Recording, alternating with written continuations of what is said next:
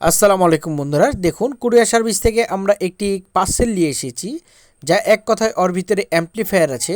তো বন্ধুরা চলুন আমরা আনবক্সিং করে দেখে আসি এটির মধ্যে কি কি আছে অ্যাম্পলিফায়ার সহকারে। বন্ধুরা, আমাদের কাছে যেই সব ধরনের কাজগুলো আপনারা করিয়ে নিতে চাচ্ছেন, আমাদের সার্কিট ছাড়া আমরা কোনো মতেই কোনো সার্কিট দিয়ে অ্যাম্পলিফায়ার তৈরি করে দিতে পারবো না এখন বর্তমান। কারণ বন্ধুরা, আমাদের যে অ্যাম্পলিফায়ার গুলো আছে সেই অ্যাম্পলিফায়ার গুলো নিয়ে আমরা এখন ব্যস্ত বর্তমান। তো বন্ধুরা দেখুন, ক্যাবিনেটটি বেশ বড়, খুবই সুন্দর প্যাকেজিং হয়েছে, এক কথায় চমৎকার। দেখুন, এক ধরনের স্পঞ্জ জাতীয় জিনিস দিয়ে পাঠানো হয়েছে।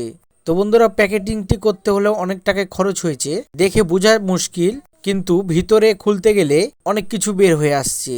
বন্ধুরা, প্যাকেট করার নিয়ম হচ্ছে এই রকম।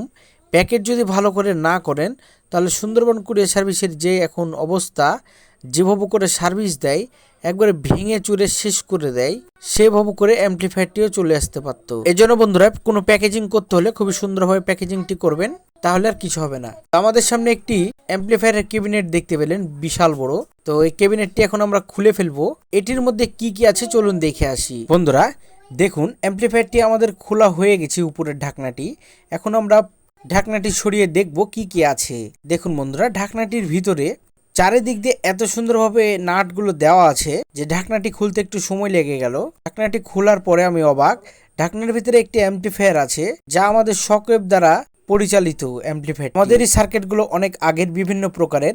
দেখুন বন্ধুরা, এটি একটি টাইটেন সার্কিট এবং 8টা ক্যাপাসিটরের ফিল্টার বোর্ড। তো বন্ধুরা দেখুন, আরো অনেক কিছু পাঠিয়েছে, আমরা কাগজটি খুলে দেখে আসি। কাগজের মধ্যে আছে দুটি হ্যান্ডেলগুলো একদম নিউ চকচক করছে। এবং আর একটি ছোট্ট একটি প্যাকেজিংটি খুলে দেখছি, অনেকগুলো ট্যাগ আছে এবং খুঁড়া আছে। তো বন্ধুরা দেখুন, অ্যাম্পলিফায়ারটির কি ছিল একটি অবস্থা। এই অ্যাম্পলিফায়ারটি আমরা পুরোনোই তৈরি করব।